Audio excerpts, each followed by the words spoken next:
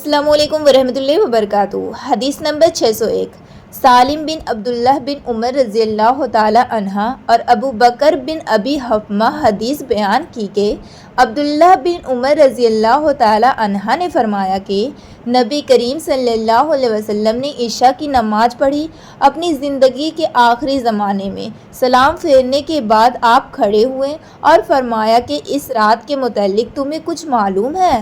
آج اس روئے زمین پر جتنے انسان زندہ ہیں 100 سال بعد ان میں سے کوئی بھی باقی نہیں رہے گا۔ لوگوں نے حضور صلی اللہ علیہ وسلم کا کلام سمجھنے میں غلطی کی اور مختلف باتیں کرنے لگے۔ ابو مسعود رضی اللہ تعالی عنہ نے یہ سمجھا کہ 100 برس بعد قیامت آئے گی، حالانکہ آپ کا مقصد صرف یہ تھا کہ جو لوگ آج اس گفتگو کے وقت زمین پر بستے ہیں ان میں سے کوئی بھی آج سے 1 صدی بعد باقی نہیں رہے گا۔ آپ صلی اللہ علیہ وسلم کا مطلب یہ تھا کہ 100 برس میں یہ قرن گزر جائے گی۔ حدیث نمبر 602۔ ابو عثمان نہدی نے عبد الرحمن بن ابی بکر رضی اللہ تعالی عنہ سے یہ حدیث بیان کی کہ اصحاب صفہ نادار مسکین لوگ تھے اور نبی کریم صلی اللہ علیہ وسلم نے فرمایا کہ جس کے گھر میں 2 آدمیوں کا کھانا ہو تو وہ تیسرے اصحاب صفہ میں سے کسی کو اپنے ساتھ لیتا جائے، اور جس کے ہاں 4 آدمی کا کھانا ہے تو وہ 5ویں یا 6 آدمی کو صاحبان والوں میں سے اپنے ساتھ لے جائے۔ پس ابو بکر رضی اللہ تعالی عنہ 3 آدمی اپنے ساتھ لائیں اور نبی کریم صلی اللہ علیہ وسلم 10 آدمیوں کو اپنے ساتھ لے گئے۔ عبد الرحمن بن ابی بکر رضی اللہ تعالی عنہ نے بیان کیا کہ گھر کے افراد میں اس وقت باپ، ماں اور میں تھا۔ ابو عثمان راوی کا بیان ہے کہ یاد نہیں کہ عبد الرحمن بن ابی بکر نے یہ کہا یا نہیں کہ میری بیوی اور ایک خادم جو میرے اور ابو بکر رضی اللہ تعالی عنہ دونوں کے گھر کے لیے تھا یہ بھی تھے۔ خیر ابو بکر رضی اللہ تعالی عنہ نبی کریم صلی اللہ علیہ وسلم کے یہاں ٹھہر گئے اور غالباً کھانا بھی وہیں کھایا۔ صورت یہ ہوئی کہ نماز عشاء تک وہیں رہے، پھر مسجد سے نبی کریم صلی اللہ علیہ وسلم کے حضر مبارک میں آئے اور وہیں ٹھہرے رہے تاکہ نبی کریم صلی اللہ علیہ وسلم نے بھی کھانا کھا لیا، اور رات کا ایک حصہ گزر جانے کے بعد جب اللہ تعالیٰ نے چاہا تو آپ گھر تشریف لائے تو ان کی بیوی ام رومان نے کہا کہ کیا بات پیش آئی ہے کہ مہمانوں کی خبر بھی آپ نے نہ لی، یا یہ کہا کہ مہمان کی خبر نہ لی۔ آپ نے پوچھا کیا تم نے ابھی انہیں رات کا کھانا نہیں کھلایا؟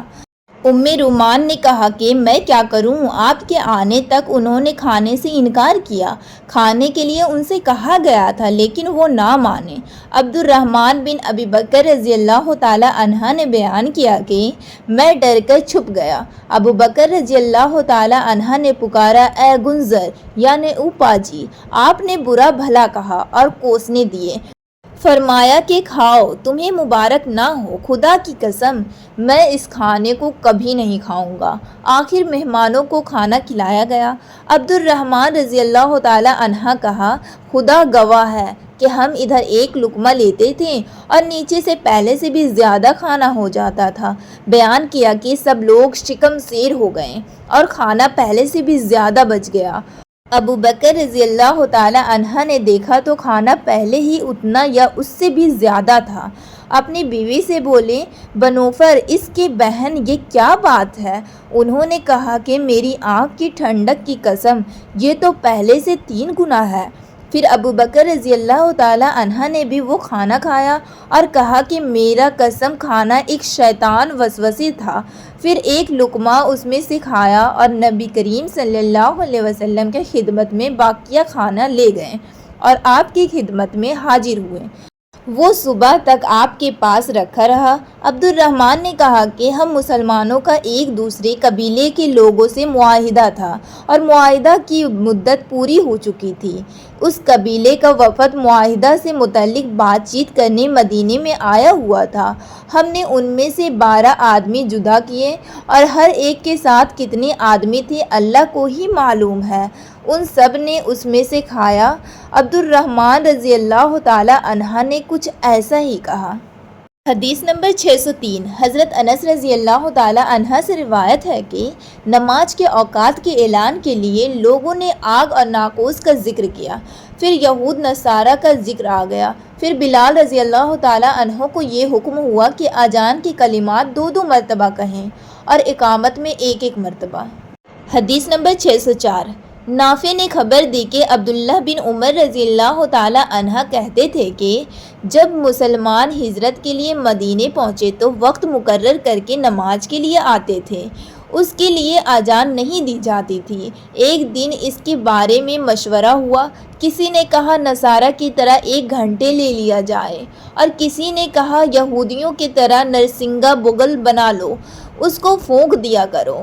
لیکن حضرت عمر رضی اللہ تعالی عنہ نے فرمایا کہ کسی شخص کو کیوں نہ بھیج دیا جائے جو نماز کے لیے پکار دیا کرے۔ اس پر حضرت صلی اللہ علیہ وسلم نے اسی رائے کو پسند فرمایا اور بلال سے فرمایا کہ بلال اٹھ اور نماز کے لیے اذان دے۔ حدیث نمبر 605 ایوب سختیانی نے ابو قلابہ سے انہوں نے انس رضی اللہ تعالی عنہ سے روایت کیا ہے کہ حضرت بلال رضی اللہ تعالی عنہ کو حکم دیا گیا کہ اذان کے کلمات 2 مرتبہ کہیں اور سوا قد قامت الصلاۃ کے تکبیر کے کلمات 1 دفعہ کہیں۔